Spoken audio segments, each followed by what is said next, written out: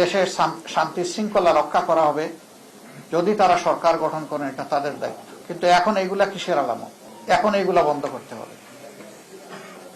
এখনো যদি বন্ধ করা না হয়, আমরা বাধ্য হব যে কোনো সিদ্ধান্ত নিতে। এবং আমরা নিরীহ দেশবাসী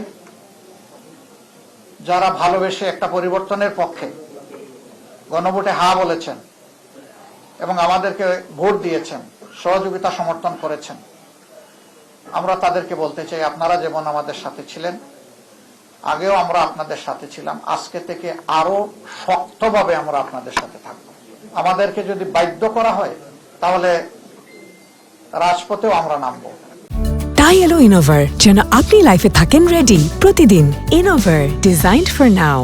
বেশ কিছু জায়গায় আপনারা লক্ষ্য করেছেন, কালকে নির্বাচনী সম্প্রচার যখন হয়, ফলাফল হঠাৎ করে বন্ধ, 2 ঘন্টা 4 ঘন্টা লাপাত্তা। এগিয়ে আসেন তিনি হাজার হাজার ভোটে, শেষের দিকে গিয়ে তিনি ফেল, নাই, তাকে খুঁজে পাওয়া যাচ্ছে না। আবার হয়তোবা অল্প কিছু ভোটে কষ্ট মষ্ট করে তাকে ছাড় দিয়ে নির্বাচিত ঘোষণা করা হয়েছে, যেটা অবাস্তব।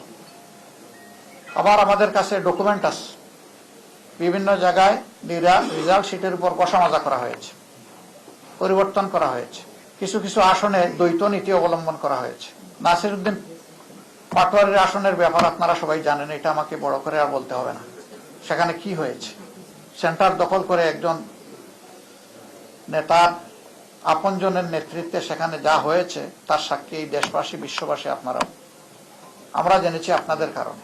বাংলাদেশ খেলাফত মজলিসের আমির আল্লামা মামুনুল হক সাহেব, নাসিরউদ্দিন পাটোয়ারির ওখানে যে কারণে অন্য একজন প্রার্থীর পক্ষে ব্যালট অ্যাকসেপ্ট করা হয়েছে, ঠিক একই কারণ বিদ্যমান থাকা সত্ত্বেও মৌলানা মামুনুল হক সাহেবের পক্ষে এটা অ্যাকসেপ্ট করা হয়নি। তো এক দেশে কি 2 আইন চলবে? নির্বাচন কমিশন কি এক এক জায়গায় এক একটা আইনের প্রয়োগ করবে একই বিষয়ে? এটা এখন বিশাল প্রশ্নের ব্যাপার। আমাদের সেক্রেটারি জেনারেল সহ বেশ কিছু আসনে এই ধরনের ব্যাপার আছে। 100 আসনে যাদের উপরে এই অন্যায় আচরণ করা হয়েছে, যাদের অধিকার জোর করে কেড়ে নেওয়া হয়েছে, আমাদের সিদ্ধান্ত তারা প্রতিকার চাইবেন। সুনির্দিষ্ট সময়ের ভিতরে যদি আমরা প্রতিকার পাই তাহলে এক কথা, কিন্তু যদি না পাই তাহলে এখানেও আমরা বাধ্য হব আমাদের পথ ধরতে। আমরা আশা করব নির্বাচন কমিশন শুভবুদ্ধির উদয় হবে এবং তারা ন্যায় ইনসাফ করবেন। না করলে দায় তাদেরকে নিতে হবে। আমরা এখনো বলবো, দেশকে আমরা ভালোবাসি, ভালোবাসার জায়গা থেকে আমরা দেশের শান্তি শৃঙ্খলা এবং দেশের ঐক্য চাই। আমাদের স্লোগানই ছিল ঐক্যবদ্ধ বাংলাদেশ। ঐক্যবদ্ধ বাংলাদেশে থাকতে হলে পরস্পরকে সম্মান করেই থাকতে হবে। এখানে কেউ রাজা নয় আর বাকিরা প্রজা নয়, এখানে কেউ মালিক নয়, বাকিরা তাদের অধীনস্থ নয়। এখানে সকলেই বাংলাদেশের একই সংবিধানের অধীনে সমান অধিকার তারা ভোগ করবেন।